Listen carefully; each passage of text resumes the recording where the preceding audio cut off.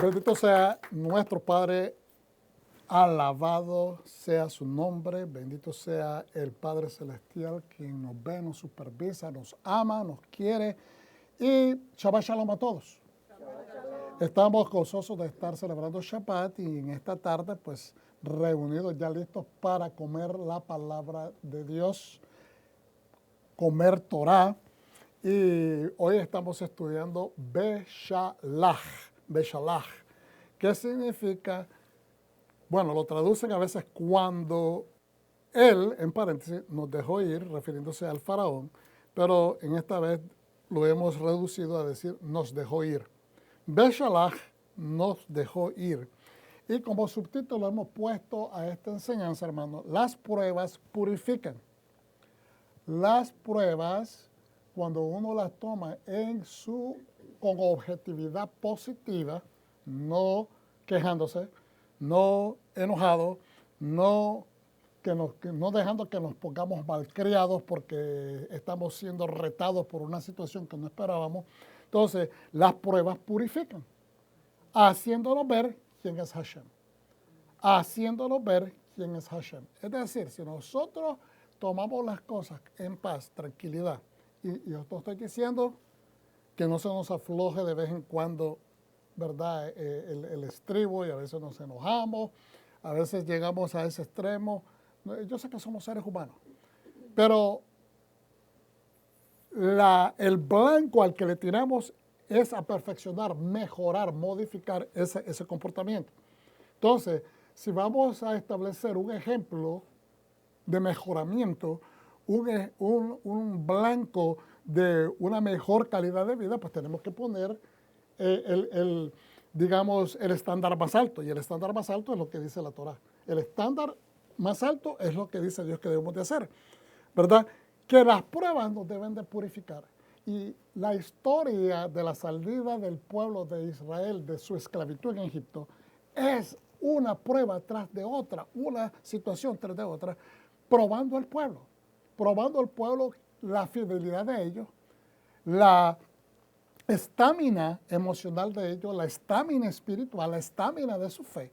Es decir, el nivel de su fe, el nivel de entrega, el nivel de fidelidad, el nivel de lealtad hacia Dios. Y ese es el caminar de nosotros los seres humanos en la vida. ¿Qué tanto nosotros tomamos los retos de la vida como una oportunidad para mejorar algo que tal vez tenemos débil, caído, que no lo hemos pulido, algo que nos hace falta fortalecer, porque todos tenemos esa área y no es malo que de vez en cuando tomemos la actitud, ok, ¿sabes qué? Me enojé, se me cayó el semblante, desparramé los plátanos, como dicen en algunos, ¿verdad? Se me cayó la batea, dejé caer el agua, lo que sea. Como decimos tradicionalmente, la regué. Está bien. Lo importante es que lo reconozca, no decir la regué como quien dice, ok, pues acépteme exactamente. No, todo el mundo, el que lo ama, lo va a aceptar.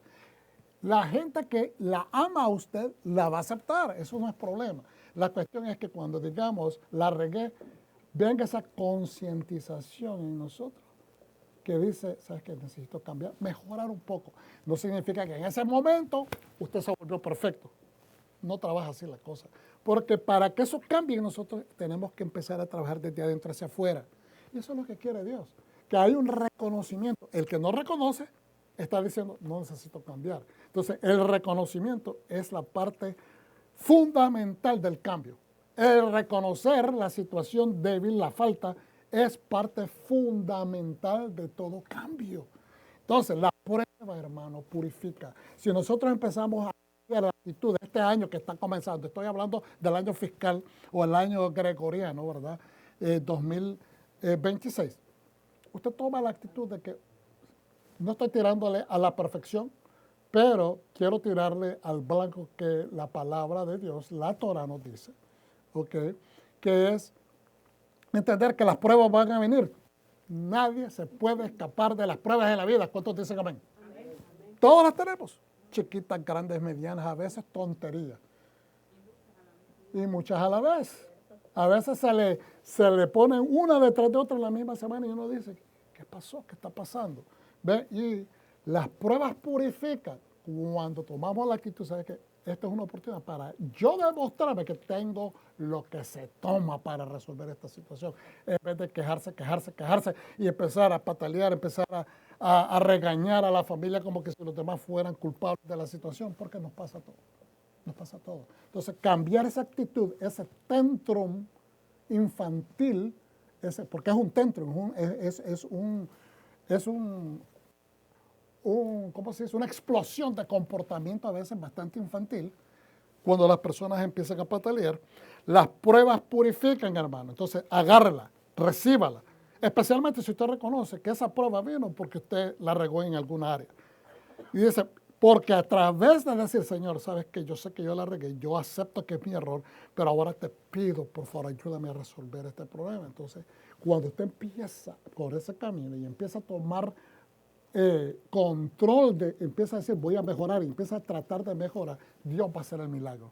Dios va a entrar en su situación. Pero mientras nosotros estemos con esa situación, esa mala crianza, esa tensión interna, Dios no se acerca, no se puede acercar, porque la actitud lo está empujando hacia afuera.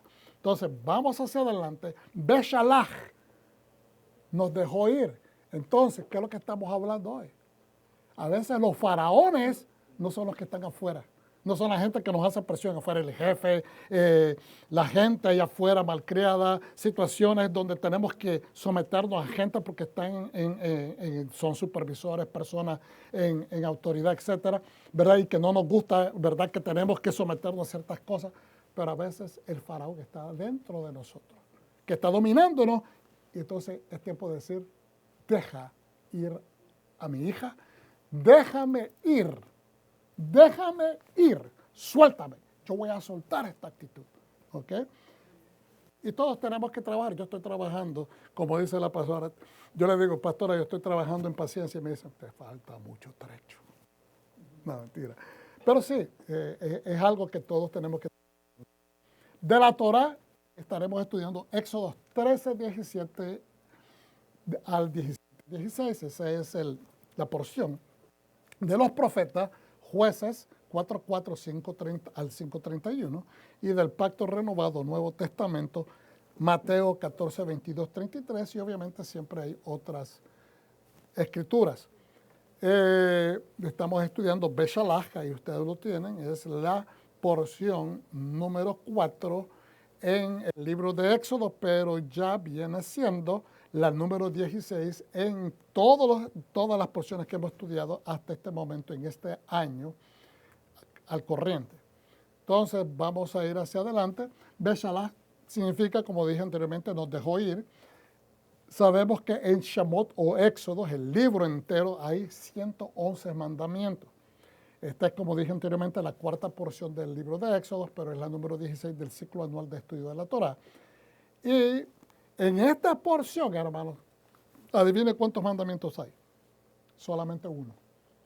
Es una mitzvah o un mandamiento prohibitivo o negativo, dicen algunos, pero a mí me gusta mejor usar la palabra prohibitiva porque es una prohibición, y que es observada al presente. Entonces, como es uno, creo que vale la pena que lo estudiemos rapidito, nada más para saber de qué se trata. ¿Okay? Y ahí tienen el total de todos los mandamientos por cada libro en la parte inferior de esta diapositiva, para saber cuántos hay en cada libro de la Torá, y el total son 613 mandamientos.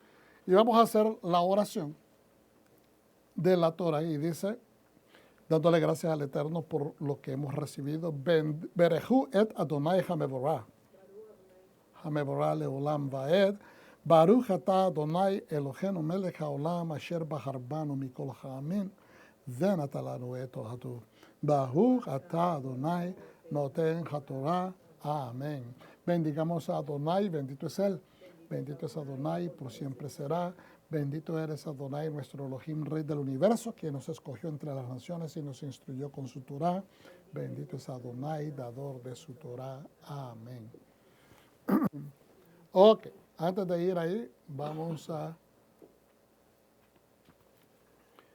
estudiar esa parte de que le dije del...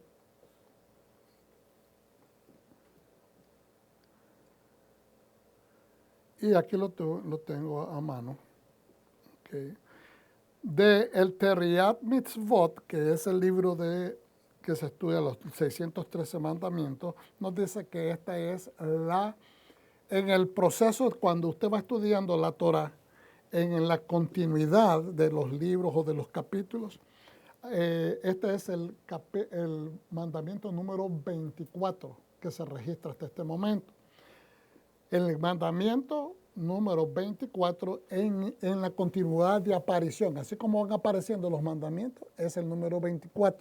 Pero en referencia, en total de todos esos 24, hasta este momento han aparecido, incluyendo 13 mandamientos prohibitivos. Este es el número 13. ¿Me está entendiendo? De los 24 mandamientos que se han visto hasta este momento, hay 13 que son prohibitivos y este mandamiento es el número 13 y es un mandamiento prohibitivo. ¿Qué es eso de prohibitivo? Te dice el Señor, no hagas tal cosa. Entonces, ¿cuál es ese mandamiento? Aparece en Éxodo 16:29, y dice lo siguiente, que ningún hombre salga de su lugar en el séptimo día. Que ningún hombre salga o ninguna persona salga de su lugar en el séptimo día.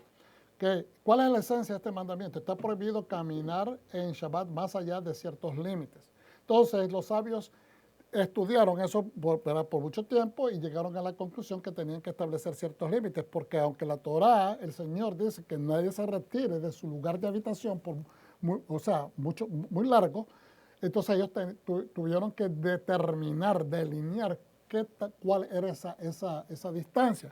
Y tradicionalmente, por ejemplo, en Israel, usted mira gente, inclusive en lugares donde hay comunidades grandes de pueblos judíos, alrededor del mundo como Nueva York, ¿verdad? En algunos países en Europa, en Sudáfrica, hay sinagogas y la gente viaja, no camina mucho a esas sinagogas porque a ellos les gusta caminar, ¿verdad? En vez de viajar distancias largas.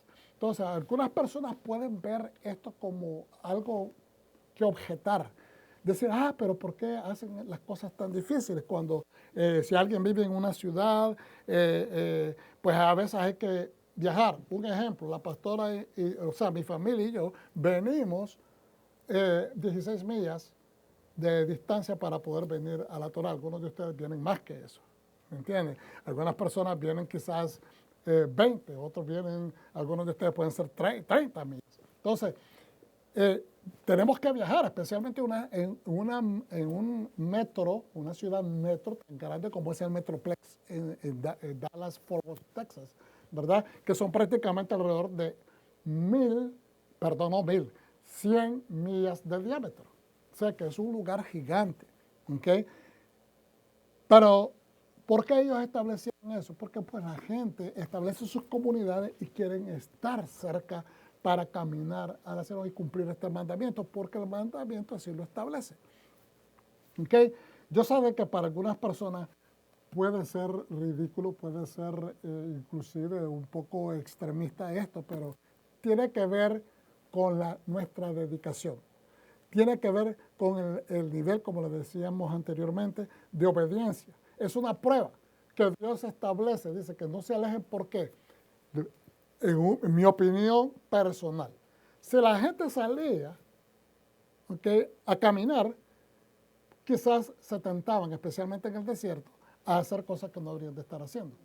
En el caso, como sucedió en el primer Shabbat, la primera violación, cuando se estableció este mandamiento, que se iba a empezar a celebrar el Shabbat en el desierto, pues unos salieron a recoger comida en el día de Shabbat, cuando Dios les dijo, ¿sabes qué? El viernes recoge doblemente para que el sábado no tenga y te quedes en tu casa. Entonces, eso provoca que cuando la gente rompe los códigos, inmediatamente, no solamente rompe el código inmediato, pero después sigue rompiendo, porque como ya rompieron un lindero, van a seguir rompiendo los demás. Entonces, es simplemente una especie de indicador. Si una persona no quiere ser fiel en lo más mínimo, en las cosas que Dios te pide, pues vas a continuar rompiendo, porque como ya rompiste un corral grande, ¿okay? Que es un mandamiento, y acuérdense que uno de los mandamientos, mucha gente no le pone interés al Shabbat, pero es la primera bendición y el primer mandamiento y el primer descanso desde la creación, establecido por Dios. El mismo Dios se puso un lindero y dijo, yo voy a reposar en este día. ¿Estamos entendiendo? Que si el mismo Dios se restringió, pues entonces nosotros tenemos que seguir el mandamiento. Al romper un corral, una barda de ese tamaño, pues va a ser fácil seguir rompiendo otro. Entonces es simplemente un indicador. No estoy tratando de decir que todo el mundo va a hacer eso. No estoy sugiriendo eso, simplemente de que hay personas que son más susceptibles a este tipo de situaciones. Entonces rompimos uno, bueno, pues puedo seguir rompiendo algunas otras cosas más. Y es simplemente, como le digo, un indicador, un barómetro espiritual, aunque el barómetro mide la intensidad de los vientos, pero lo que me refiero es, sí, podemos hacer un barómetro porque el espíritu de uno es, de cierta manera, el soplar de Dios que está dentro de nosotros. Fue el soplido de Dios que entró a Adán y fue un ser viviente. Entonces, el ruaj en sí, podríamos decir, es un barómetro espiritual de cómo nuestro espíritu está funcionando en relación a la obediencia al Eterno. Ahora, es prácticamente eso interesante y esa es la esencia. Ahora dice ley. Según la ley de la Torah está prohibido caminar más de 12,000 codos o 24,000 codos, dice acá, más allá de la última casa de la ciudad. Sin embargo, los sabios, como medida de precaución, prohibieron caminar más de 1,000 o 2,000 codos o aproximadamente 0.625 millas. Es decir, que la última casa de la ciudad, ellos no quieren alejarse más de la ciudad de esa distancia, es decir, media milla, por decirlo de esa manera. Y como les explico, suena raro, pero entendamos, no es nuestra cultura, es una cultura espiritual dada al pueblo a quien se le entregó que observara la Torah y que fuera ejemplo para todas las naciones del mundo para que nos enseñaran cómo hacerlo. Ahora,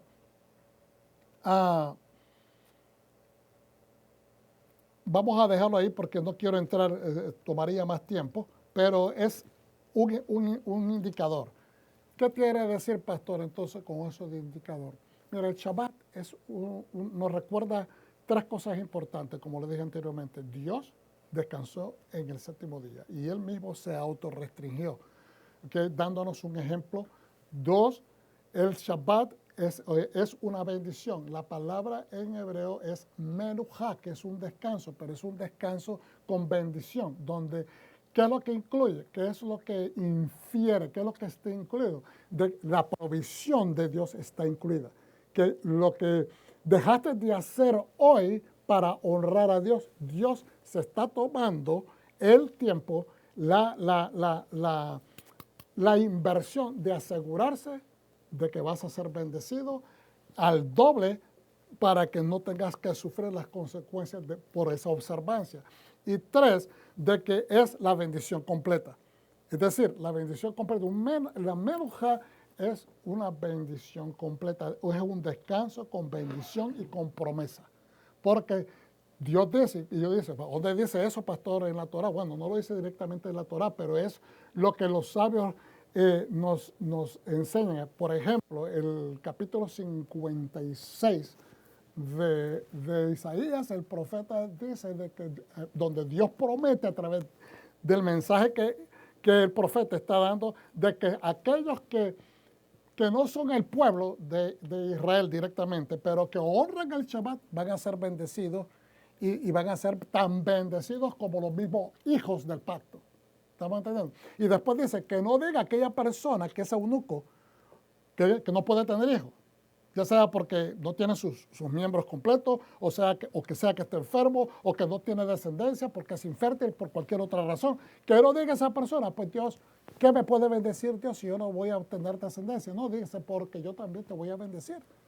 Aún como, o sea, vas a tener bendición como a mi pueblo, porque Dios no quiere que nadie que entre a su pacto, que observa y honra lo que Él ha dicho que honremos, no va a dejar a esa persona sin una bendición. Por lo tanto, es honrar a Dios con la promesa de recibir bendiciones. Entonces tenemos que entender eso.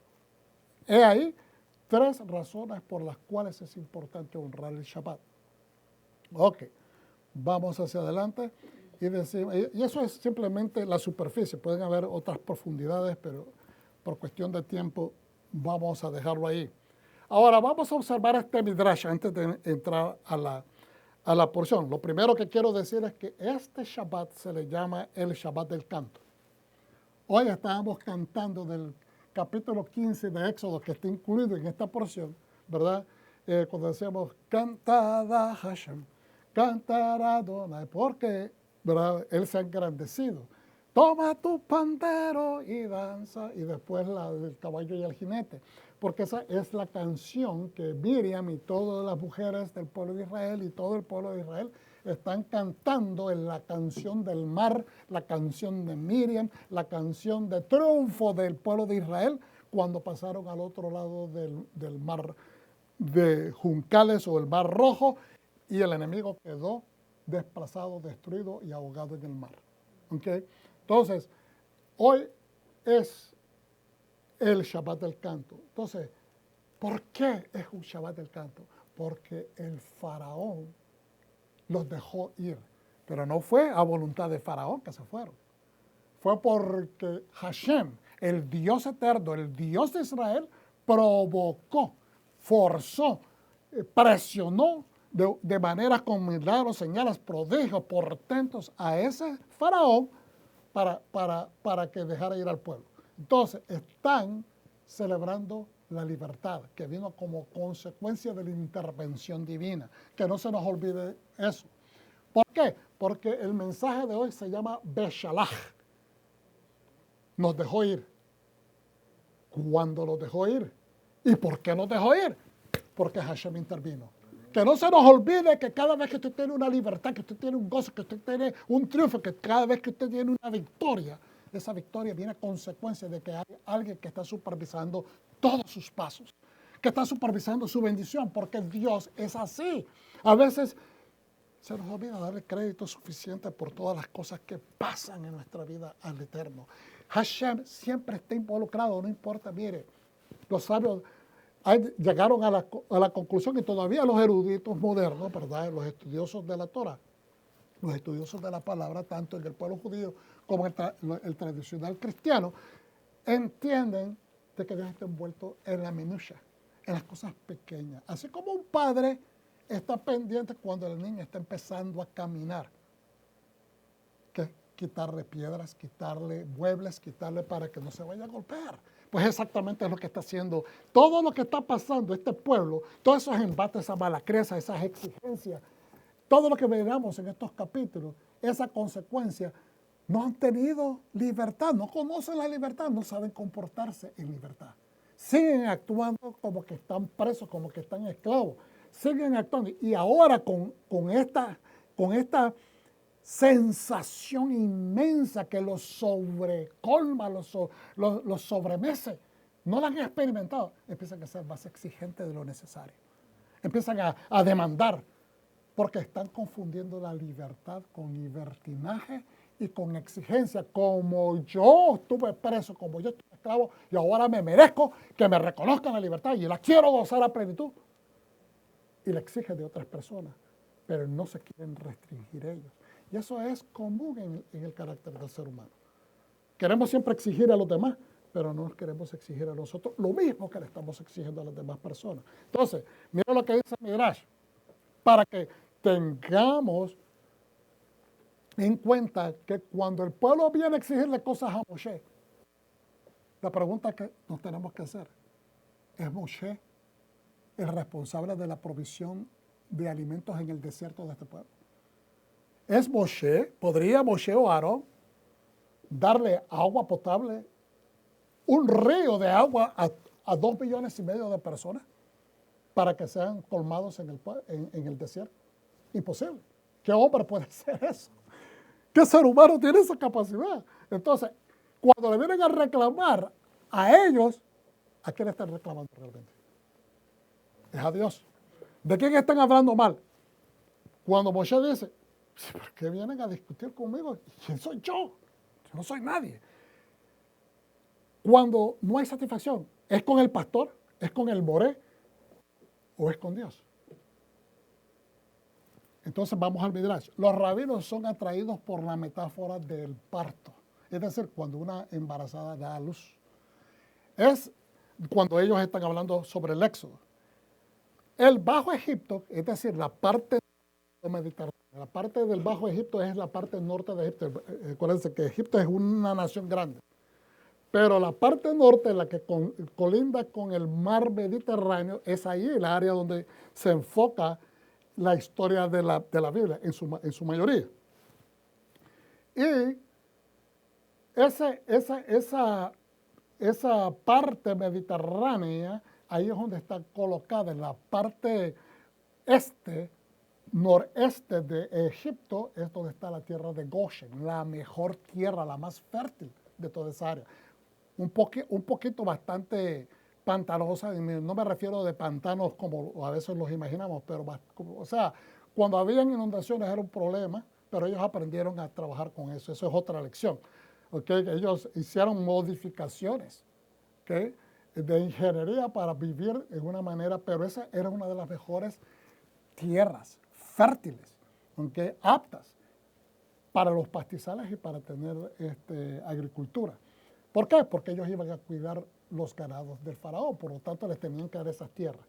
¿Okay? Entonces, ahora, es como el vientre donde ellos comparan, de que el Bajo Egipto se compara como el vientre donde se desarrolla el bebé, la nación. Cuando bajó José, ¿se acuerdan? Cuando bajó José, que lo mandaron como esclavo, entonces él se quedó ahí. Después mandó, ya cuando creció, se hizo famoso, le dieron su posición, mandó a traer a su familia, y ahí vinieron, ¿cuántos? 70, 75, dicen que algunas, de 70 75 personas en total, incluyendo a Moshe y sus hijos. Mira, de ahí crecieron a la millonada de gente que son en cuestión de 4 siglos. Entonces, ¿qué es lo que dicen los sabios?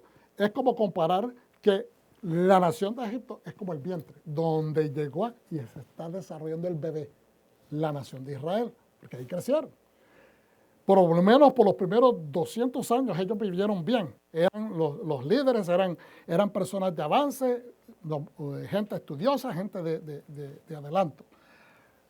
La salda y el camino la salda y el camino de escape se entiende que, o la salida, mejor dicho, no la salda, la salida y el camino de escape se entiende que es como un útero, por donde viene saliendo el bebé a la hora del parto, ¿verdad? Y la partitura del Mar Rojo es como la ruptura de las aguas. ¿Estamos entendiendo? Cuando se rompe la fuente, dice de la mujer. Un canal de parto simbólico. Al llegar a la otra orilla es salir a la vida. Cuando sale el bebé, ¿verdad?, es llegar al otro lado, un mundo de oscuridad donde se ha desarrollado, pero ahora sale al mundo verdadero para el cual fue creado. ¿Okay? Es salir a la vida libre y renacemos como pueblo, dicen los sabios. Entonces, el rabino Judá, intentando despertar a una congregación de estudiantes somnolientos o soñolientos, proclamó: una mujer en Egipto, fíjense bien la comparación, que me gustó mucho esto, una mujer en Egipto dio a luz a 600,000 en un solo parto. Vuelvo y repito, una mujer en Egipto dio a luz a 600,000 en un solo parto. Ahorita ustedes se quedaron, ¿cómo es eso? ¿Verdad que se despertaron? Igualmente como el rabino acá estaba hablándole a un montón de estudiantes y estaban medio dormidos, y cuando él dijo eso, todos se despertaron. Entonces dice, interrogando por el... o sea, se quedaron, wow, eso es enigmático. Dice, por el rabino Ismael, el maestro respondió.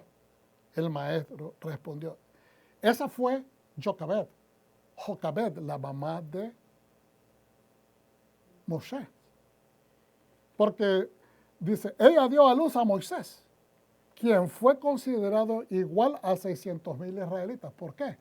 Porque si no es por Moisés, esos 600,000 hombres israelitas no salen libres de Egipto. ¿Estamos entendiendo ahora la metáfora? Entonces, una mujer, esa mujer Joquebed, dio a luz a 600,000 hijos de Israel. Son los 600 hombres que iban, ¿verdad?, en calidad de fuerza, animando a la demás millonada de gente que venía detrás de ellos, porque ellos iban como punta de lanza al frente, ¿verdad? Entonces, esa fue Joquebed, ella dio a luz a Moisés, quien fue considerado igual a 600,000 israelitas, pues así lo dice. Entonces cantaron Moisés y los hijos de Israel. Esa es la canción del mar en Éxodo 15:1. Porque estaban cantando, porque estaban celebrando su victoria, su libertad, ¿verdad? Entonces, ahora mire lo que dice Éxodo 14:3. ¿Okay? Esto es un capítulo antes de lo que acabamos de leer de Éxodo 15:1. Con tu amor guiaste al pueblo que redimiste. Aleluya. Con tu fuerza los condujiste a tu santa morada. No solamente Dios quiere redimirnos, liberarnos con amor, pero quiere que lleguemos a la meta. No quiere que nos quedemos a mitad de camino. No quiere que nos quedemos atascados como se quedaron los hijos de Egipto que estaban tratando de matarlos. Se les atacó los carruajes en el lodo. Aquellos pasaron en seco y de repente se mojó todo en el suelo y no pudieron pasar, se atascaron los carros. ¿Por qué? Porque ellos no estaban, por su corazón, por su inclinación, no estaban programados por Dios de que pasaran al otro lado. Y a veces, muchas veces, nos pasa en la vida con situaciones. Por tener la actitud equivocada, nos pasamos al otro lado de la bendición que Dios quiere que experimentemos. Pues ciertamente no queremos quedarnos así en este juego de alcanzar la vida eterna. ¿Cuántos dicen amén? Queremos alcanzar al otro lado. Entonces vamos a empezar con la palabra ahora sí directamente.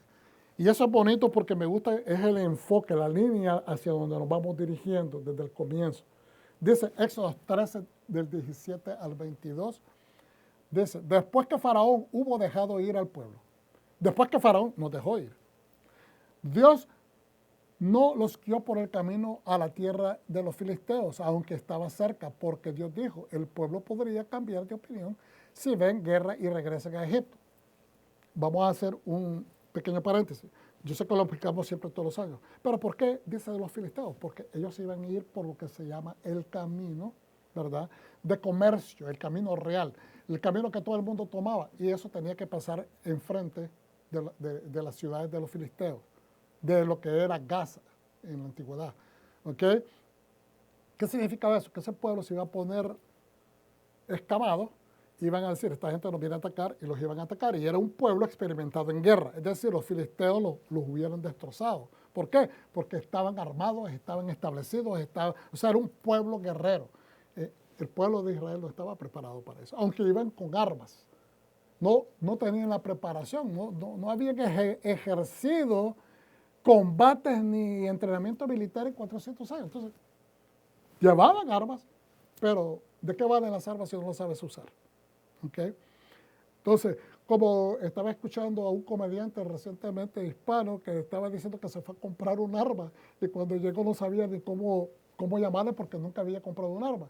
Y entonces le dice, mire, dice, después de toda la armería que miró, se enfocó en una chiquita y le dice, yo quiero esta de acá. ¿Qué les decía? El vendedor le quería enseñar otra. No, esta que está acá. Y le dice, esta que dice, tú. Y dice, no me digas que le acabas de llamar a la pistola tutu. El tutu es la cosita de bailarina, ¿verdad?, de la danzadora que se pone como es una... pero bueno, dice, no me dice, eso se llama, es una 22. Ah, pues, 22, ¿ok? Pero así le pasa, cuando la gente no conoce de armas, pues le va a poner otro nombre, pues igualmente de nada vale que una persona tenga armas si no las sabe usar, ¿ok? Entonces, es así como le pasó al pueblo. Verso 18, entonces Dios hizo rodear al pueblo por el camino del desierto hasta el mar de juncos. Entonces Dios hizo rodear al pueblo por el camino del desierto hacia el mar de Junca, es decir, los desvió hacia el mar. Y los hijos de Israel, los Bené Israel, subieron armados de la tierra de Egipto. Ves que iban armados, pero aún así Dios los desvió, porque Dios sabía de que ellos iban a acobardar al tener un choque con gente experimentada. Moisés también se llevó consigo los huesos de José. Moisés personalmente, dicen los sabios, se invirtió. Que se entiende, dicen algunas opiniones de los sabios, de que él personalmente se invirtió en ir y sacar los huesos de José, porque él quiso no solamente honrar la petición de ese hombre sabio, de ese hijo de Israel, de ese hombre que dio mucho por su pueblo, hizo mucho por su pueblo, pero que también lo sintió de corazón hacerlo, porque de cierta manera entendía lo que Joseph había vivido, entendiéndolo a través de su propia experiencia de vida. Porque había hecho jurar a los hijos de Israel, ¿quién había hecho? José había hecho jurar a los hijos de Israel diciendo, Dios ciertamente se acordará de ti y luego te llevarás mis huesos contigo. Entonces, aquí tenemos una lección de vida importante. Las promesas, las peticiones de la gente sabia, importante en nuestras vidas, en nuestra familia, nuestros padres, nuestros abuelos, esas peticiones es importantísimo honrarlas. No desecharlas, porque quizás ya no están con nosotros. Pues van a entender. No, tenemos que honrar esas peticiones, especialmente si hay un énfasis, especialmente si te pidieron que juraras, si te dijeron, haz por favor el esfuerzo de hacerme esta bendición. Tenemos que honrar esas peticiones. ¿Por qué? Porque eso nos va a ayudar a nosotros también a ser honrados por nuestra parte en nuestra vida. Entonces, creo de que nos deja una lección de que cuando hay gente que ha tenido huellas trascendentales en nuestras familias, en nuestros pueblos, es importante honrar a quien honra merece. Eso es lo que dice la Biblia. Honremos al que honra merece. Continuamos. Partiendo pues de Sucot y acamparon en Etam, al borde del desierto. El borde de Etam es como un lugar de marca, al final donde está la división limítrofe. Adonai iba delante de ellos en una columna de nube de día para guiarlos por el camino y en una columna de fuego de noche para alumbrarlos, para que pudieran viajar tanto de día como de noche. Y esto es interesante. Yo la vez pasada, creo que fue el año pasado, el año antepasado, que mencioné de que qué interesante que de día iba la nube enfrente. Y la nube normalmente es gaseosa, ¿no? Entonces, que al filtrar el aire, a través de eso se puede refrescar. Y entonces le da, como ellos van caminando hacia iban en este momento hacia el sur, pero el punto era de que esa nube enfrente durante el día podía filtrarse aire a través de ella, y entonces darle esta percepción refrescante al pueblo, porque están en el desierto. Y de noche también va la nube encendida en fuego y les va calentando, porque también durante la noche el desierto se pone helado. Entonces es una manera también de calentarla.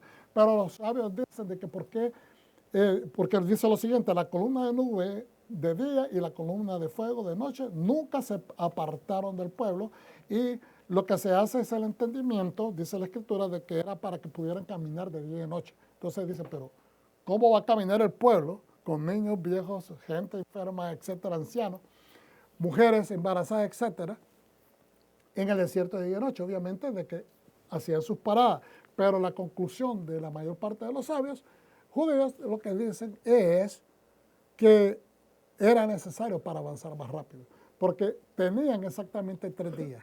Y aquí hay una cosa bien interesante, ¿okay? Ellos pidieron siempre 3 días, y el faraón siempre creyó de que ellos iban a ir nada más 3 días afuera de la ciudad. ¿Okay? Pero para el 4.º día, los espías que el faraón había enviado detrás del pueblo para chequearlo, porque nunca tuvo confianza en ellos, ¿okay?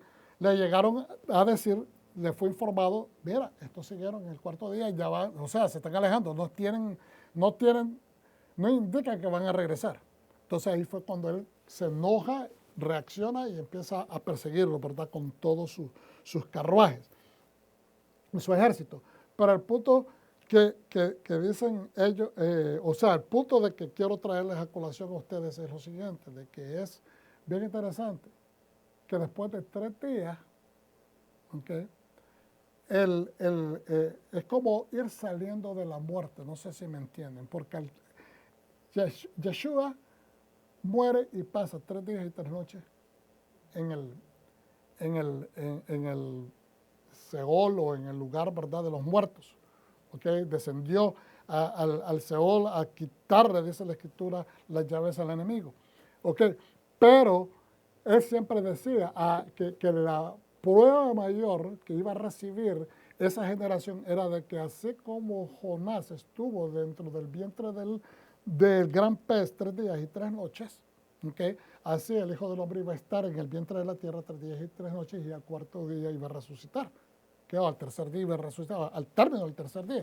Pues igualmente, esos 3 días son bien interesantes, siempre me han parecido bien interesantes a mí, porque cuando estamos hablando de que para el cuarto día se le reporta al faraón de que ellos no tienen, parece que no tienen, ¿verdad?, ninguna intención de regresar, significa que ellos realmente están cobrando la libertad, que es, de cierta manera, espiritualmente hablando, 3 días estuvimos en este lugar, porque dice bien la Escritura, que de día y de noche. ¿Por qué hace esa aclaración la Escritura? Porque la Torah nos está dando una especie de GPS direccional proféticamente para que entendamos lo que significa los 3 días y las 3 noches estar en el vientre de la tierra. Es prácticamente una comparación. Esta es mi opinión, y aclaro, es una comparación, ¿verdad?, de que ellos iban de día y de noche en el desierto.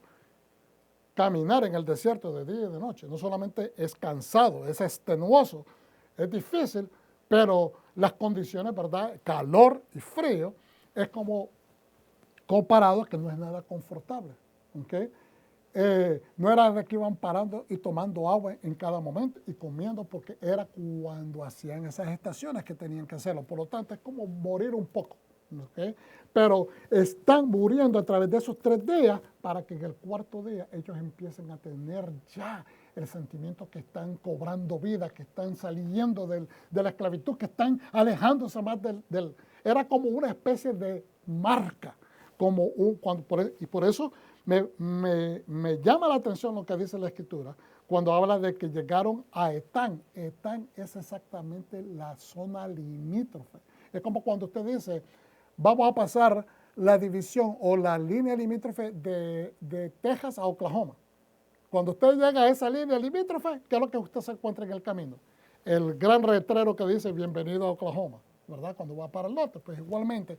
Llegar a Etán no es un pueblo. Etán se le llamó así porque es una marca, es un lugar que demarca hasta dónde llega Egipto. Entonces, al pasar eso, les está dando un sentimiento, ya salimos del lugar donde este hombre tiene derecho, es su reino. Por lo tanto, no significaba que no podía hacer y continuar, ¿verdad?, tratándolo de atrapar, pero era una manera de hacerlos sentir que estaban adquiriendo, empezando a degustar, a saborear su libertad. ¿Cuántos dicen amén? Amén. Entonces, vamos hacia adelante. Éxodo 14, 10, 13. Primero, al lado izquierdo, cuando el faraón se acercaba, el pueblo de Israel, dice, hizo la vista, levantó la vista y vio a los egipcios que venían tras ellos. Llenos de gran temor, los israelitas clamaron a Adonai y le pidieron a Moisés. Fíjense bien, aquí empieza la queja, y es lo que estábamos hablando anteriormente. ¿Okay? Que estaban huyendo del faraón, pero no habían todavía huido emocional ni espiritualmente de las garras del faraón. Porque miren lo que dice, ¿acaso no habían suficientes tumbas en Egipto para que nos haya sacado de allí a morir en el desierto? ¿Por qué nos has hecho esto, sacándonos de Egipto? Fíjense bien, estamos luchando por salir a su libertad. pero con sus propias palabras. Sus cuerpos van hacia afuera, pero con sus propias palabras, lo cual, así como el hombre piensa dentro de su corazón, así exactamente es como se comporta. Entonces, así es él. Entonces, ¿qué es lo que está diciendo? ¿Por qué nos has hecho esto? Sacándonos de Egipto. Bueno, no querías libertad. Entonces la pregunta no solamente es contradictoria, pero es necia, es mal creada, está llena de reproche. En otras palabras, no eres lo suficientemente buen líder porque estamos viendo que nos van a atrapar. ¿Ve? Y es fácil, hermano. Vamos a analizar esto desde el punto de vista no de conveniencia, porque yo sé que todo el mundo busca estar confortable, porque eso se entiende. Especialmente en una situación de vida, todo el mundo quiere salvar su pellejo, todo el mundo quiere estar completamente a salvo de que la muerte no lo alcance. Por lo tanto, el temor que ellos están sintiendo es normal, es humano, pero el perder, o sea, completamente distorsionar el entendimiento a ese punto, estaban desesperados, estaban exaltados y llevando esto hasta un extremo. Por eso es que se entiende. Mire lo que dice en el 12. ¿No te dijimos en Egipto que nos dejaras en paz, que preferíamos seguir siendo esclavos de los egipcios? Fíjense bien estas palabras. Al principio yo pensaba que estos eran los otros de otra gente, las otras naciones que se juntaron a los judíos, a los hebreos, ¿verdad? Porque se dieron cuenta que este es el Dios verdadero, vamos a seguir a esta gente, vamos a volver parte de ese pueblo, vamos a ver. Pensaba yo en un tiempo esto, pero cuando empezamos a analizar la Escritura nos estamos dejando saber, nos está dejando saber la Escritura de que este es el pueblo legítimo hebreo, porque le están diciendo con estas palabras: no te dijimos en Egipto que nos dejaras en paz, que preferíamos seguir siendo esclavos de los egipcios. Mejor no sería ser esclavo de los egipcios que morir en el desierto. Entonces sí, eran parte del pueblo de Israel. Moisés respondió al pueblo con paciencia. Aquí está en primera instancia, con qué paz, ¿verdad? Les contesta a él: no teman, mantengan firmeza y verán cómo Adonai los salvará. Él lo hará hoy. Hoy han visto a los egipcios, pero no los volverán a ver jamás. Adonai peleará por ustedes, hermanos. Adonai pelea por nosotros. Yo no sé si usted está viviendo una dificultad en este momento, enfermedad, desajustes económicos, situaciones familiares, problemas maritales, salud, pero Adonai pelea por nosotros. Adonai pelea por nosotros. Usted tiene que convencerse a sí mismo. No importa qué desajustado y tan retante. Cuando más retante está la situación, entienda, Dios no te va a dejar experimentar una prueba más allá de lo que puedas resistir. Y el hecho que la estás enfrentando significa que tienes toda la capacidad de vencer. Porque se te presentó. La mayor parte de la gente dice lo siguiente: ¿por qué a mí? ¿Por qué a mí? La pregunta es: ¿y por qué a otra persona? O la respuesta podría ser, porque tú la puedes resistir y otra persona no. Las pruebas tuyas vienen porque son parte integral de tu vida para hacerte crecer, para sacarte la punta de las habilidades. Cuando usted va a escribir con su lápiz de grafito y va a hacer un dibujo o va a hacer un diseño, usted tiene que sacarle la punta y afinarla para que eso delinee de una mejor manera. Pues así es la vida. Tenemos a veces que sacarnos punta. Cuando digo punta, no significa que seamos sometidos ¿cómo se dice? A algo que te refine la cabeza, sino de que tus ideas se refinen porque están siendo puestas a través de una tela de pruebas o de un sedazo que te tiene que empujar, te está empujando a que metódicamente repienses cómo vas a salir del problema.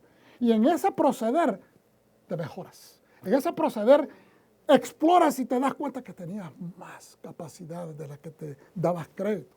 Por lo tanto, es importante que entendamos, sí, te puedes enojar, hombre, claro que sí. Sí, mujer, te puedes sacar y que te dé la chiripioca.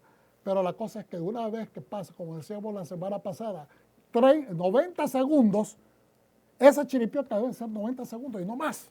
Porque si lo dejas el letargo, deja que se estire, deja que se arrastre más tiempo, ya estás prácticamente empezando a cobar un hueco más grande. Los sentimientos están ahí para que los manifiestes.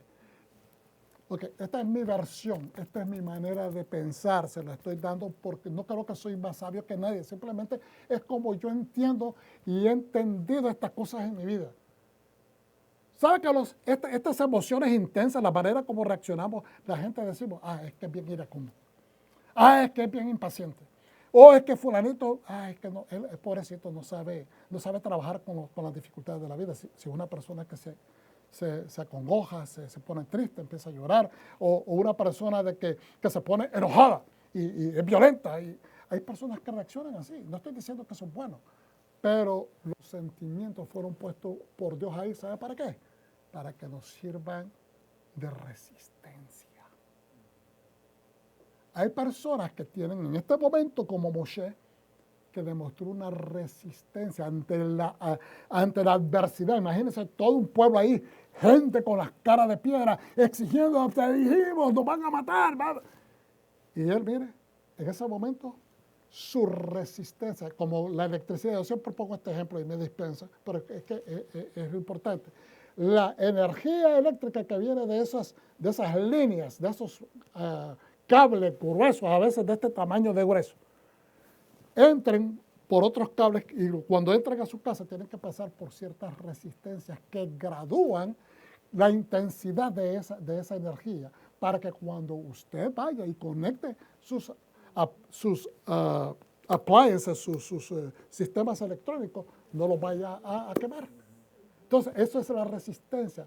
Le sirve para que esa energía que es poderosa, que puede derretir algo, no le haga ese daño a usted. Entonces, igualmente, los sentimientos, estas maneras de reacción, no son todas malas. Lo que pasa es que cada persona, pues entonces hemos tendido a clasificar a la gente, es que es impaciente, es que es iracundo, es que pobrecito. Espérate, la pregunta es, ¿por qué cada persona reacciona diferente? La pregunta es, ¿por qué cada persona tiene una manera de reaccionar? Porque cada uno de nosotros tiene una manera de sufrir las cosas.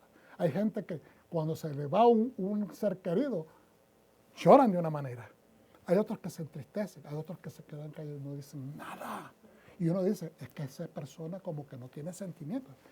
¿Y quiénes somos nosotros para juzgar la manera diferente de otras personas de trabajar con sus emociones controvertidas? Nosotros no somos jueces para eso. Cada persona. Mira, hay personas, por ejemplo, yo respeto eso. Tengo gente en mi familia que lo hace. Todos los años ponen sus fotos celebrando los cumpleaños de sus seres queridos que se han ido.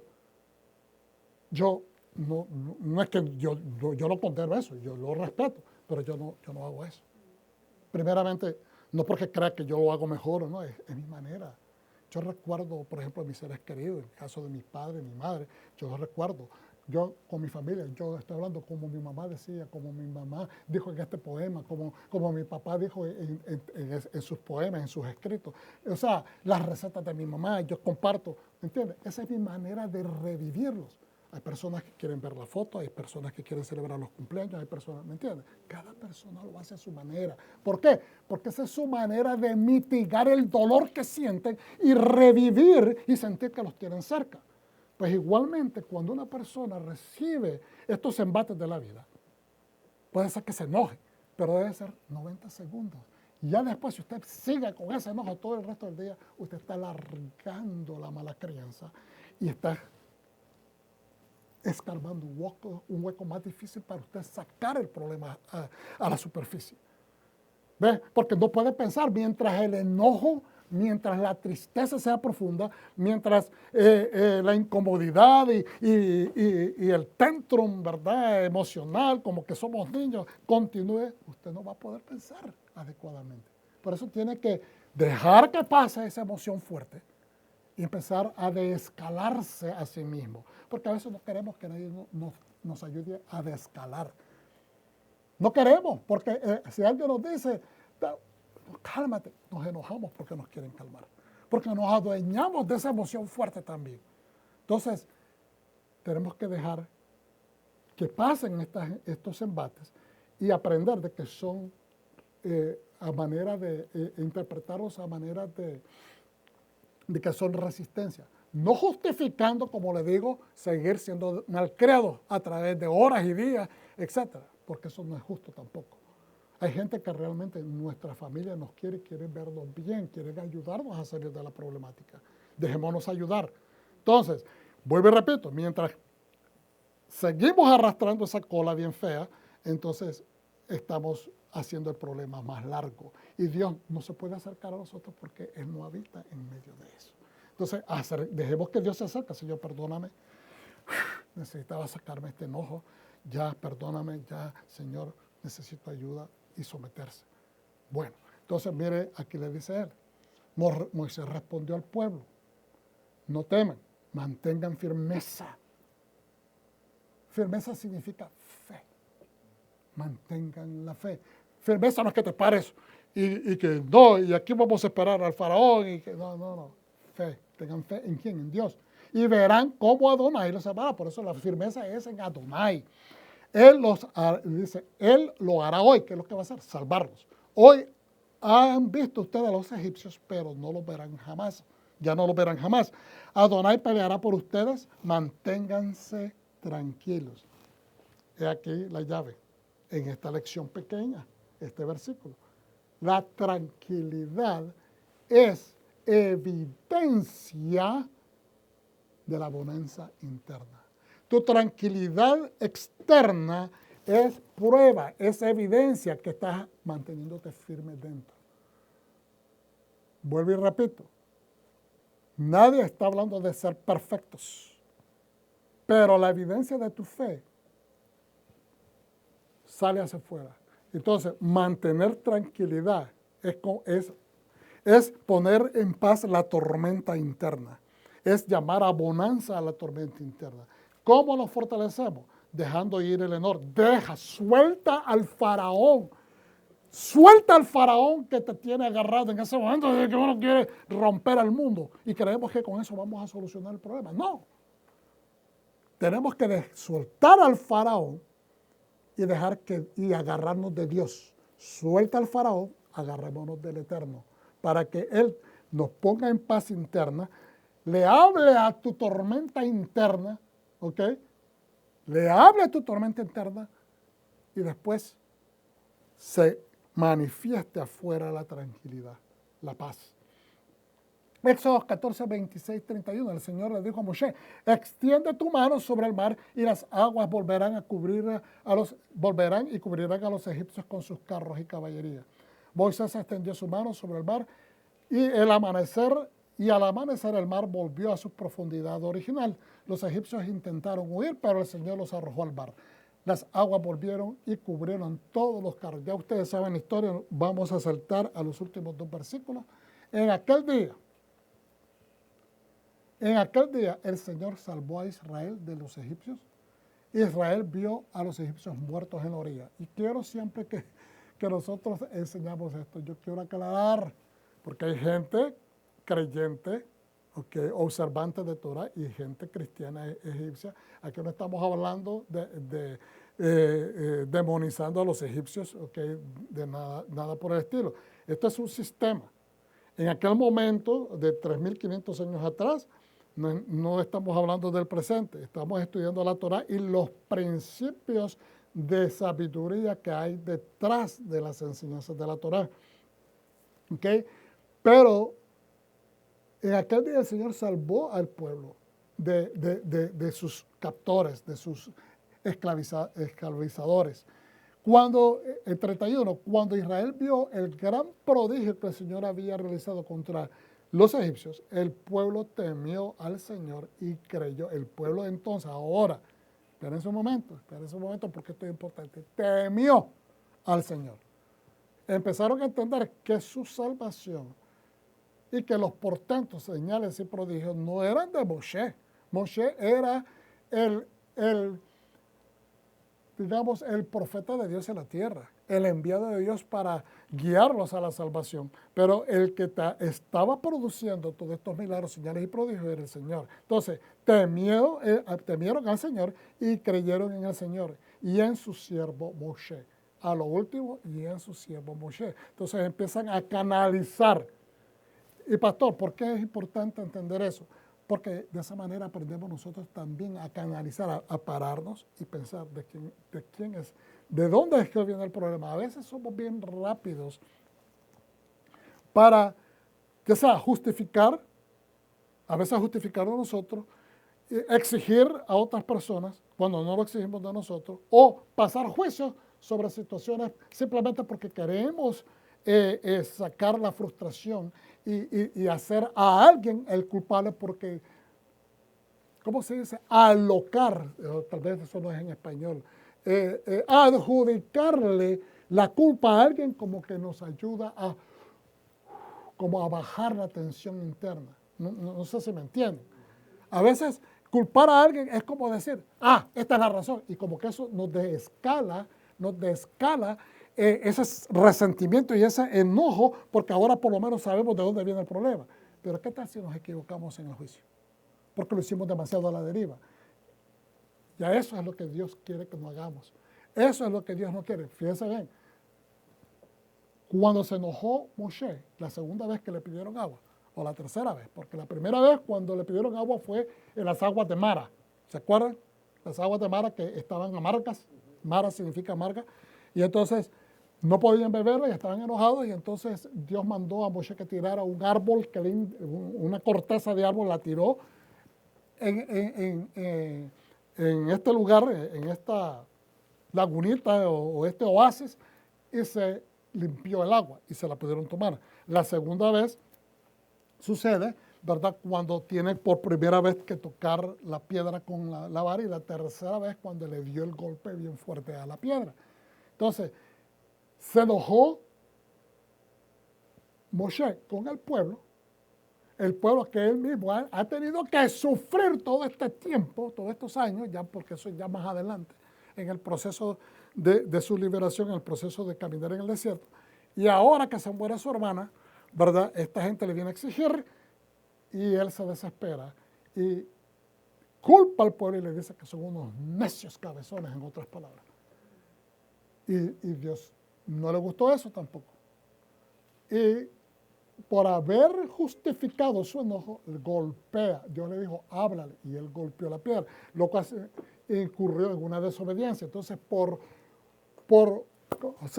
quiero ser claro, no quiero enredarlo. Lo que estoy tratando es conectar de que a veces cuando saltamos a conclusiones, porque encontramos la justificación para decir, de aquí, este es el culpable, esta es la razón por la cual me estoy sintiendo enojado. Entonces, justificamos tan rápido de que hacemos una acción y nos resulta mal. ¿Por qué? Porque estamos utilizando el método de justicia equivocado. ¿Ok? Entonces, Dios no quiere que hagamos eso. Miren acá. Moisés extendió su mano sobre el mar y al amanecer el mar volvió y ahogó al enemigo. Y después en el 31, cuando Israel vio el gran prodigio que el Señor había realizado contra los egipcios, el pueblo temió al Señor y creyó en el Señor. Y ahora creyeron en su siervo. Entonces empezaron a respetar, empezaron a entender cuál era la secuencia. Ahí está cuando están danzando al otro lado las mujeres con los panderos. Toma tu pandero y danza. Bueno, vamos a comparar esto rapidito porque vamos a empezar a terminar. En Jueces, no voy a leer todo esto, pero esta es la historia de Débora y Barak. ¿Okay?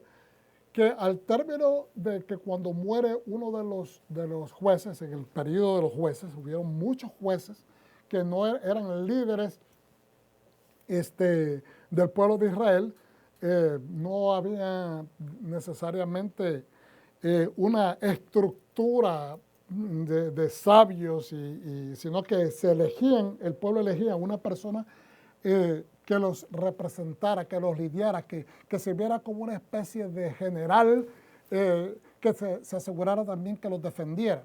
¿Okay? Dice, pero una vez que murió Ahod, una persona que fue exactamente eso, un juez, los hijos de Israel volvieron a hacer lo malo ante los ojos de Hashem. Y Hashem los entregó a manos de Jabín, rey de Canaán, que reinaba en Hazor, el comandante de cuyo ejército era Sísara, que moraba en Haroset Goim.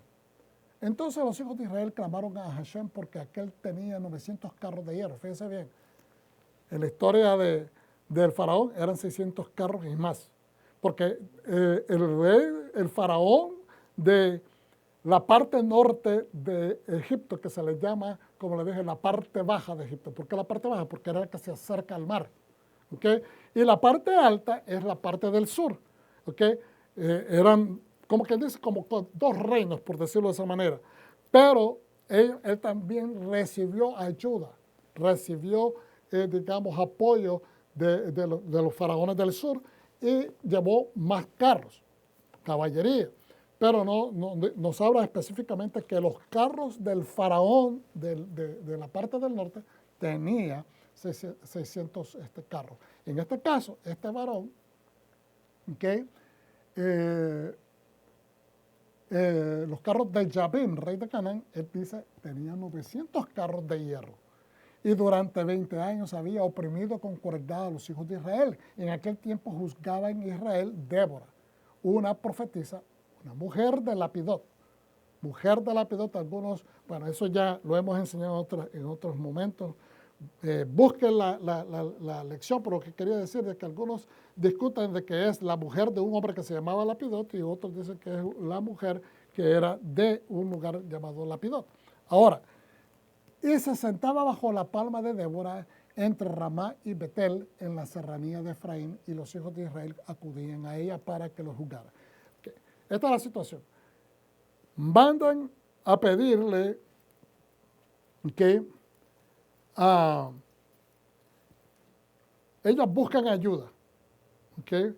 Porque aunque ella era una profetisa y era una juez, pues ella era una mujer fuerte, una mujer de agallas, una mujer de empuje, y hasta podría haber tenido actitudes de soldado, pero no era lo normal que en Israel lidiara a la guerra una mujer, ¿ok? No era tampoco los tiempos donde las mujeres lidiaban los pueblos a la guerra, por lo tanto era algo que no estaba dentro de su lugar adecuado, por lo tanto necesitaba la ayuda de una persona que fuera judía, que fuera israelita, que representara y ocupara esa posición y que llevara al pueblo a la guerra en contra de las fuerzas de Yabín, representadas por este señor Sísara. ¿Okay? Entonces, ella manda a llamar a Barak para que le dé esa asistencia. Barak le dice que él va a acudir a la ayuda de ella, pero le hace claramente de que él está como quien desinteresado. Él le dice que si ella va con él, que él toma parte en el asunto, que él toma esa posición, y entonces ella le dice bien claramente la profecía. Y dice, y en el 7, y yo atraeré al torrente de Sixón, así será príncipe del ejército de Yabín, con sus carros y con sus multitudes y su ejército, y los entregaré en tu mano. Y Barak le respondió, si tú vas conmigo, entonces iré, pero si no vas conmigo, yo no iré. Esta es la situación, hermano. Eso se le dice a Dios. Esas son palabras que Moisés le dijo al Señor, Señor, si tú vas con nosotros, nosotros vamos, pero si tú no vas con nosotros no vamos por ningún lado, preferimos quedarnos acá. Entonces, por eso es que se hacen las comparaciones con estas dos historias, ¿okay? Que son errores que a veces la gente comete como líderes, ¿okay? Y le habla a la mujer como que si es Dios. Ella es una profetisa, amén, ella representa a Dios. ¿Okay? En vez de decir, ¿sabes qué? Dile a Hashem, por favor, tú eres una profetisa del Eterno, intercede para que él vaya conmigo. Entonces, y ella le dijo, ciertamente iré contigo. En otras palabras, me estás pidiendo esa condición, voy a ir contigo, pero no será tuya la gloria de la jornada que vas a emprender, porque has puesto esta condición, la gloria no va a ser tuya, voy a ir contigo, pero aunque vas a ir a pelear, no va a ser la gloria completa tuya. Tú no vas a tener la victoria. Porque Hashem entregará a Sisera en manos de una mujer. Tal vez él creyó que iba a ser en las manos de ella. Tal vez muchos creyeron a escuchar la profecía de que iba a ser ella.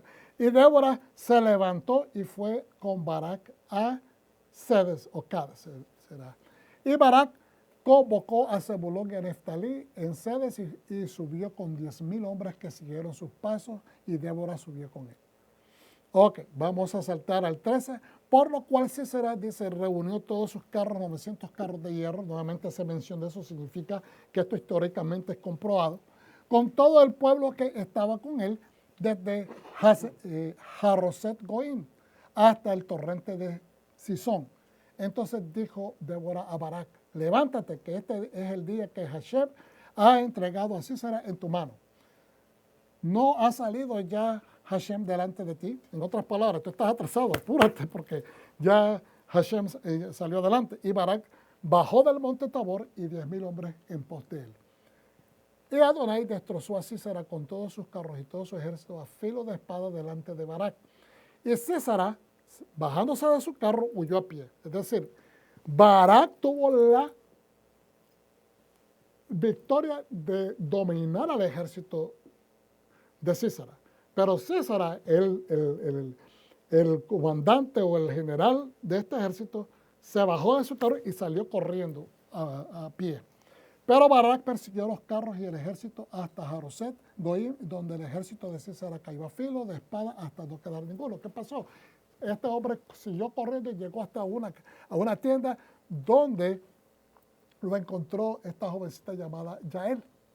Y entonces él le pidió que lo escondiera. Ella lo dejó por temor, lo dejó ir y le dio leche, ¿cómo se llama? Leche como, no leche agria, pero como, no leche agria en el sentido que estaba mala, sino como esa leche culturizada que le dicen en inglés, como cottage cheese, que en vez de agua, él toma, pero es más rala, más líquida. Y al tomársela, esa leche lo calmó, ¿ok? Y se quedó dormido. Cuando él se quedó dormido, ¿verdad? Ella lo tapó porque le pidió que lo escondiera. Ella agarró una estaca de la tienda y se la atravesó en la cabeza, y por eso es que la profecía decía de que iba a caer en manos de una mujer. Entonces, ¿cuál es? Después de ahí empezaron a cantar una canción de victoria, ¿verdad? Y es por eso que se hace la comparación de estas dos historias. El pueblo, al ir al otro lado del mar, ¿okay? Al llegar al otro lado del mar, empezaron a cantar en alabanza, lidiando Miriam, una canción que comenzó Moshe a cantar. Pero Miriam tomó los tamborines con las mujeres y empezó a repetir, y empezó a cantar, y empezó a extenderse este canto. ¿Okay? Pues de igual manera, Débora y ¿cómo es que se llama? Ya se me fue hasta el nombre de este señor. Barak empezaron a cantar, hablando de la gesta que se había logrado, pero obviamente la gloria completa le quedó en las manos de esta mujer, porque ella fue la que se deshizo del líder. Entonces, y aquí está el resto de la historia. Pero aquí lo importante es lo siguiente, hermano. ¿Cuántas veces nosotros cantamos después de tener una victoria? El canto, si la alabanza sin música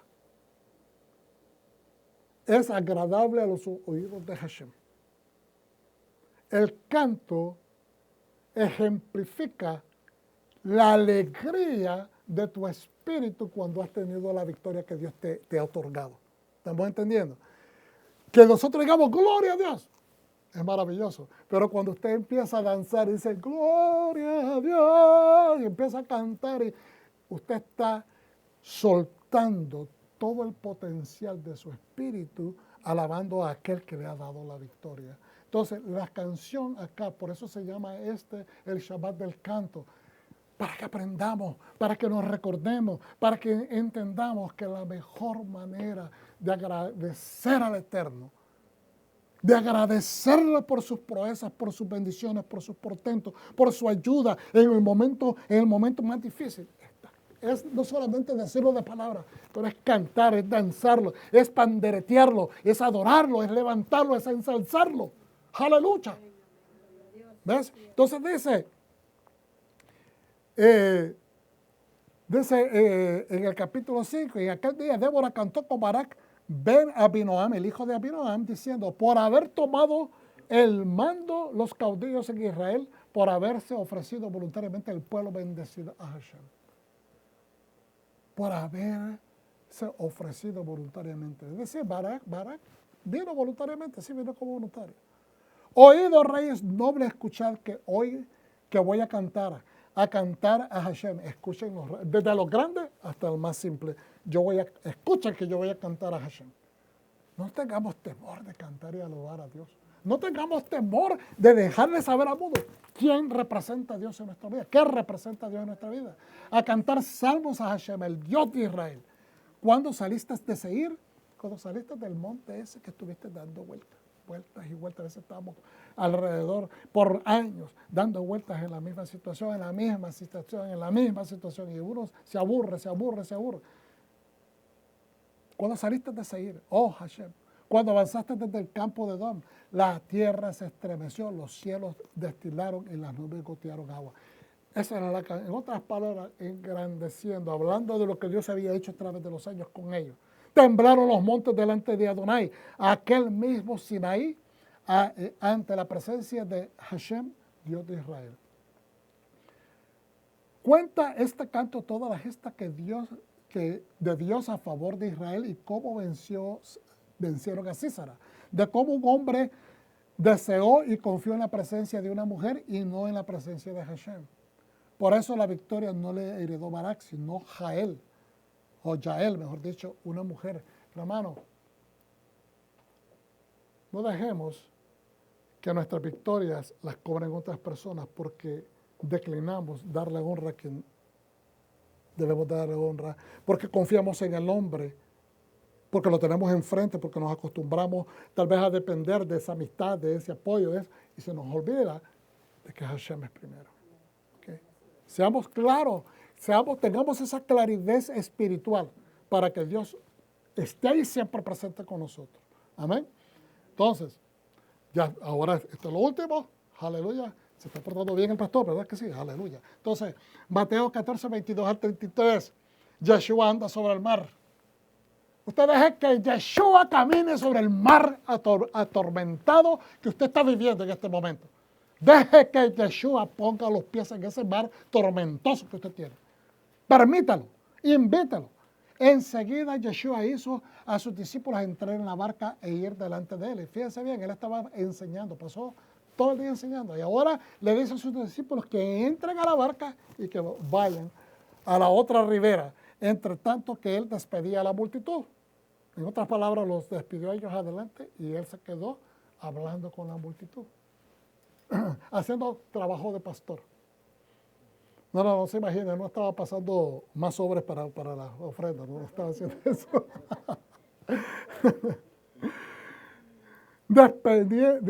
Despedida ya la multitud, subió al monte a orar aparte y cuando llegó la noche estaba ahí solo.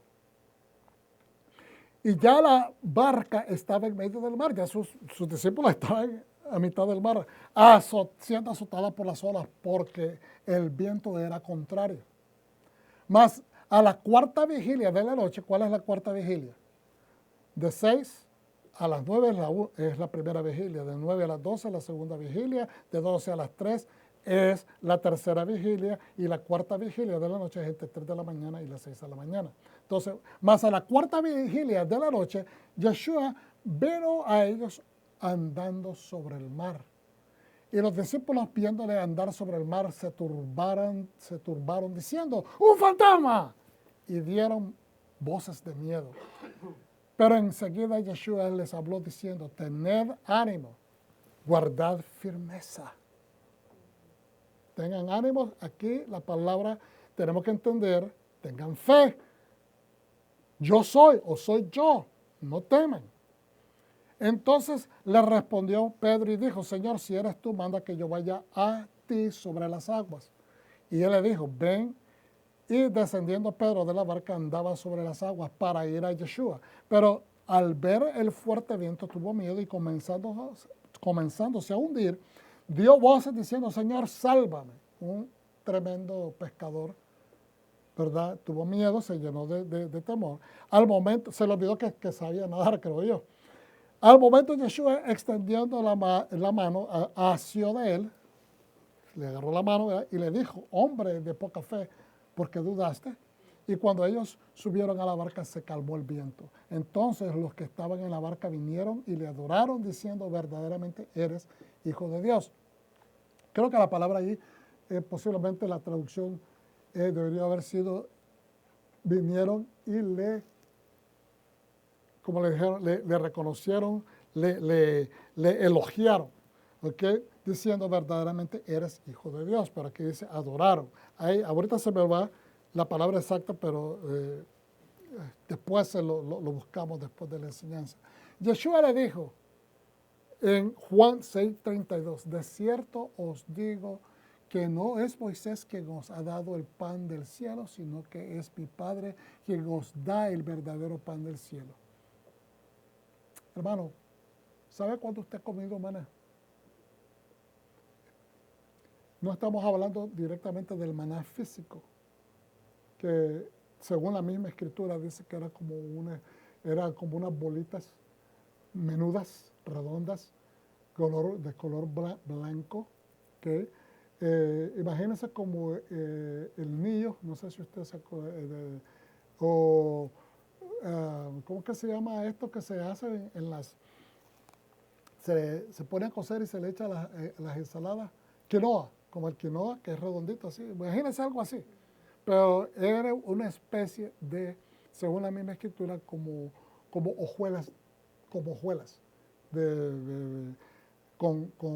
miel, ¿okay? Pero redonditas. Entonces, ¿pero sabe cuándo usted ha comido verdadero maná del cielo espiritual? Cuando usted guarda la fe.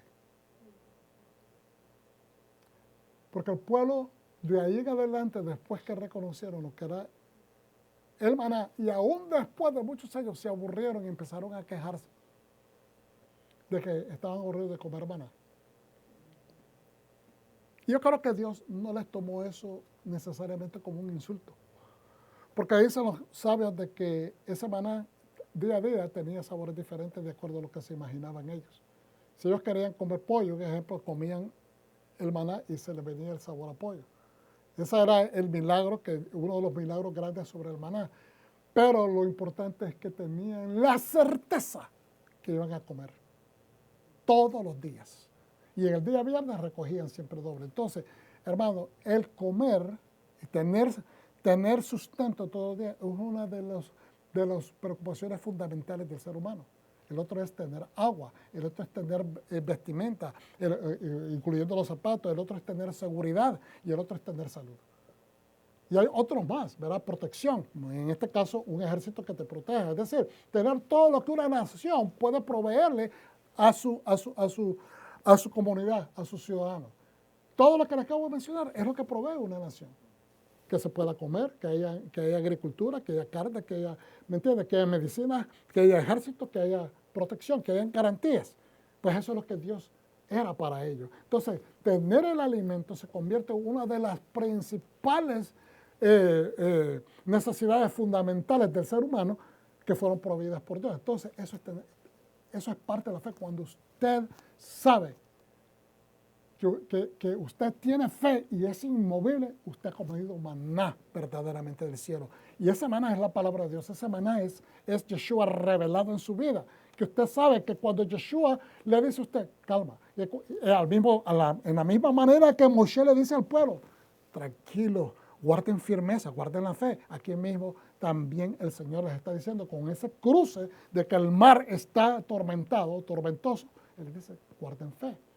Yeshua en esta otra instancia le dice, de cierto digo que no es Moisés quien os ha dado el pan del cielo, sino que es Dios Padre quien os da el verdadero pan del cielo, refiriéndose a sí mismo.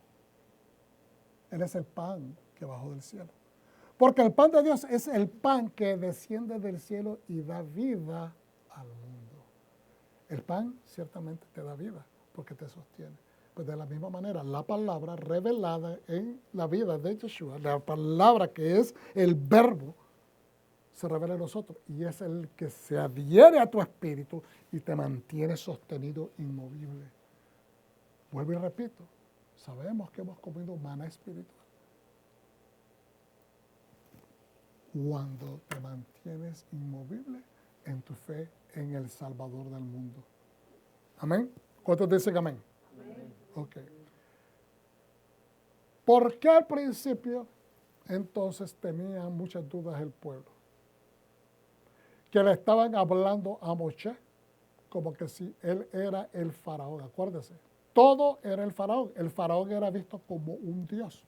El faraón se comportaba como que si era Dios. Él tenía magos que hacían magia, que pudieron duplicar inclusive 3 de los señales, milagros y prodigios que Dios mandó a hacer, pero ellos no tenían la capacidad de revertirlo.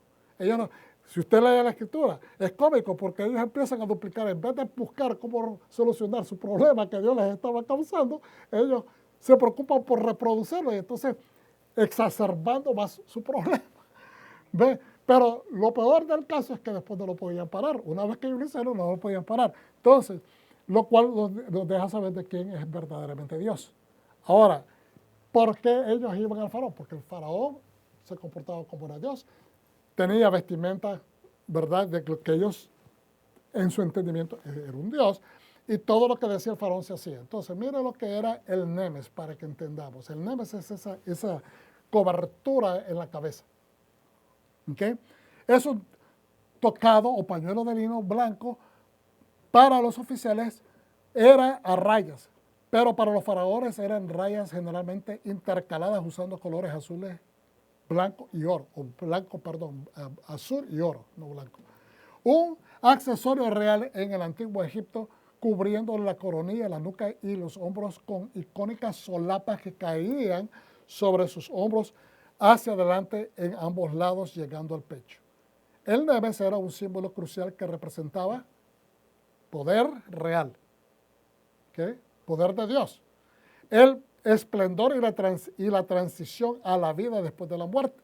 Es decir, yo soy un Dios que aunque yo desaparezca de aquí, yo voy a trascender a la vida, vivo eternamente, pero obviamente al inframundo.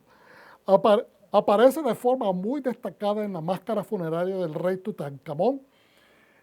Esta prenda era distintiva como simbología protectora y en los colores ya mencionados, azul y oro, era de uso exclusivo para los faraones, denotando su derecho divino a gobernar y en algunos casos protegiéndolos, dando garantías de paso de la vida. Después de la muerte representaba la conexión del faraón con el dios sol y las rayas se interpretaban como rayos de luz. Aunque el nemes se usaba en vida, es más conocido por su presencia en contextos funerarios y en las máscaras, ¿verdad?, que se le ponían a los ataúdes o los féretros. Ahora, el nemes a veces se usaba junto con otros símbolos reales y autoridad como el úreo, que era la cobra erguida que tenía acá. Eso representaba sabiduría, significaba poder, significaba entonces. Cuando ellos salen al desierto y no tienen a esa imagen de un faraón autoritario que representa todas estas cosas, miren a un hombre vestido normalmente como otros hebreos, pues entonces ellos sienten esa tensión de tratarlo como que si fuera cualquier persona. Porque a veces no podemos entender por qué el pueblo trata así a Moshe. Lo trata como que si fuera cualquier cosa. ¿Ves? Porque ellos estaban acostumbrados a ver la autoridad desde viéndola hacia arriba, porque la autoridad siempre estaba en un pedestal. Estaba vestida a ese nivel. Se pronunciaban autoridades a ese nivel. Y cuando el faraón decía tal cosa, todo el mundo hacía. Entonces, como no era así como se manejaba Moisés, porque no era la actitud que Dios esperaba de un líder de su pueblo, entonces ellos empezaron a abusar, a hacer bullying en contra de Moshe. Por eso se nos hace a veces difícil. ¿Por qué? ¿Qué sí? Entonces, psicológicamente hablando, no tenían estas cosas visuales y eso les impedía ver lo que era Moshe. Y entonces, por eso es que Dios, en un momento dado, termino con esto, ¿qué es lo que sucede? cuando le piden el agua. La primera vez, la segunda vez, cuando él tiene que tocar por primera vez con la vara, tiene que tocar la piedra de Oreb.